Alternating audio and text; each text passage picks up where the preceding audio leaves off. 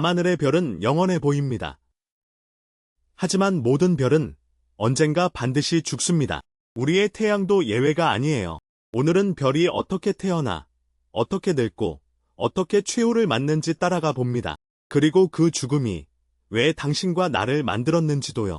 별은 거대한 가스 구름 속에서 태어납니다. 중력이 가스를 끌어모으고 중심이 점점 뜨거워지죠. 온도가 충분히 오르면 중심에서 핵융합이 시작됩니다. 수소가 헬륨으로 바뀌며 어마어마한 빛과 열을 뿜어내요. 이렇게 별은 수십억 년 동안 안정적으로 빛납니다. 이 시기를 주기열 단계라고 불러요. 별의 가장 길고 평온한 시절이죠.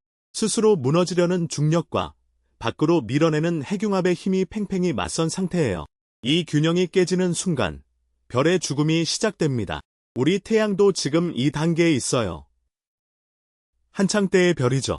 별의 운명을 결정하는 건 딱 하나, 바로 질량입니다. 별이 얼마나 무거우냐에 따라 죽는 방식이 완전히 달라져요. 먼저 태양 같은 평범한 별의 최후를 봅시다. 별은 중심의 수소를 연료로 태웁니다. 하지만 아무리 큰 별도 연료는 결국 바닥나요. 수소가 떨어지면 중심은 힘을 잃고 쪼그라들기 시작합니다. 그런데 이때 이상한 일이 벌어져요. 중심은 수축하는데 바깥층은 오히려 엄청나게 부풀어 오릅니다. 별은 원래 크기의 수백 배로 커지며 붉게 물들죠. 이것이 적색거성입니다. 약 50억 년 뒤 우리 태양도 이 적색거성이 됩니다.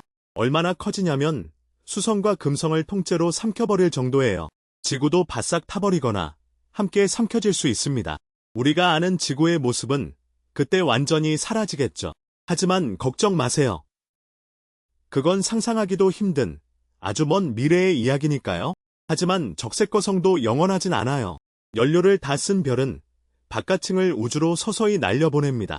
이렇게 퍼진 아름다운 가스 구름을 행성상 성운이라 불러요.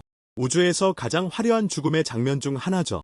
그리고 그 중심에는 작고 뜨거운 핵만 남습니다. 지구만 한 크기에 엄청난 밀도로 뭉친 별의 시체. 이것이 백색외성입니다. 한 스푼의 무게가 수톤에 달하는 믿기 힘든 밀도의 별이에요. 백색외성은 새 연료가 없어 더 이상 타지 못해요. 그저 남은 열로 희미하게 빛나며 수십억 년에 걸쳐 천천히 식어갑니다. 이것이 태양처럼 평범한 별들의 조용하고 긴 최후예요. 그런데 훨씬 무거운 별들의 죽음은 차원이 다릅니다. 태양보다 8배 넘게 무거운 별을 볼까요? 이런 거대한 별은 수소를 다 태우고도 멈추지 않아요. 더 뜨거워진 중심에서 헬륨을 태우고 탄소를 태우고 점점 더 무거운 원소를 차례차례 태워나갑니다. 수소, 헬륨, 탄소, 산소. 마치 양파 껍질처럼 층층이 쌓이죠. 마침내 중심은 철로 가득 차죠. 그런데 철은 태워도 에너지가 나오지 않는 원소예요. 연료가 완전히 끊긴 순간 별을 버티던 힘이 사라집니다. 그러면 거대한 별의 중심이 단 몇 초 만에 붕괴해요. 그리고 우주에서 가장 강력한 폭발이 일어납니다. 초신성입니다. 이 폭발 하나가 은하 전체보다 밝게 빛나기도 해요. 단 한순간 수십억 개의 별을 합친 빛을 뿜어냅니다. 사실 이렇게 폭발을 앞둔 별을 우리는 밤하늘에서 직접 볼 수 있어요. 오리온자리 어깨에서 붉게 빛나는 별, 베텔게우스입니다. 지구에서 약 640광년 떨어진 태양보다 수백 배 큰 적색 초거성이에요. 얼마나 크냐면 태양 자리에 놓으면 목성 궤도까지 삼켜버릴 정도죠. 이 별은 이미 삶의 끝자락에 와 있습니다. 2019년 베텔게우스가 갑자기 눈에 띄게 어두워졌어요. 200년 만에 가장 어두워진 모습에 과학자들이 술렁였죠. 드디어 터지는 것 아니냐는 기대가 전 세계에 쏟아졌습니다.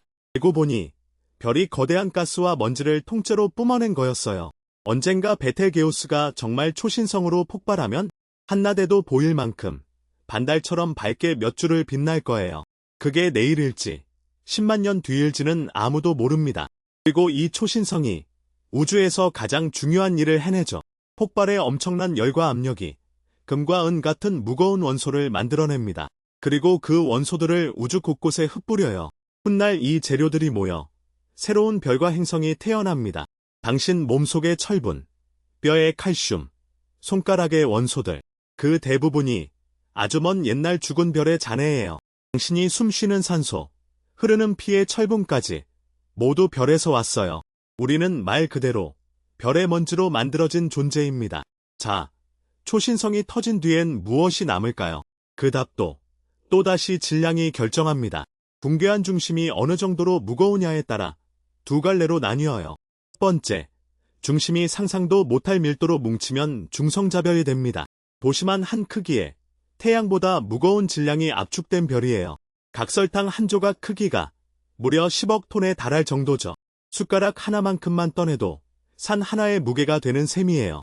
어떤 중성자별은 1초에 수백 바퀴를 돌며 우주의 등대처럼 신호를 뿜어요. 그 규칙적인 신호는 한때 외계 문명의 신호로 오해받기도 했답니다.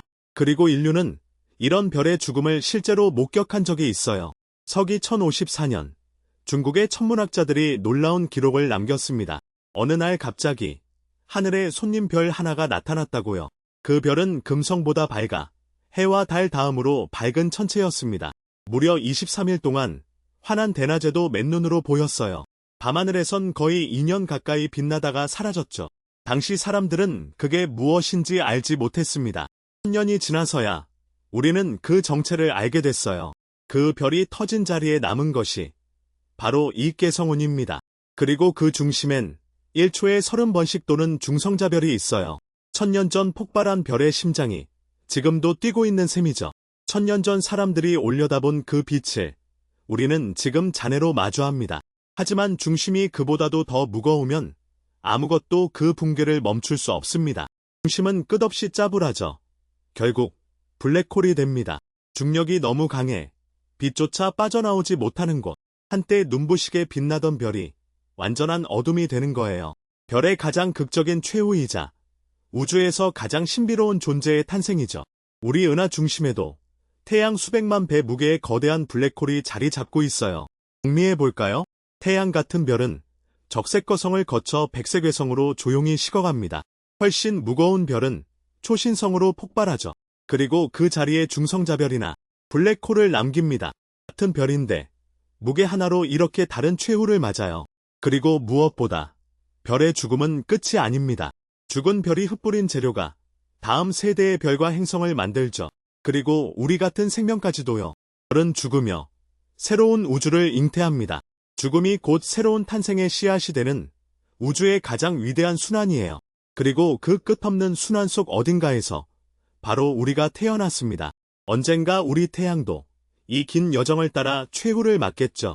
하지만 그건 50억 년도 더 뒤의 이야기예요. 그때까지 우리는 별의 후손으로서 이 우주를 바라봅니다. 밤하늘을 올려다보세요. 당신은 지금 당신을 만든 별들을 보고 있는 겁니다. 이런 우주 이야기가 좋으셨다면 구독하고 매주 새로운 여행을 함께해요.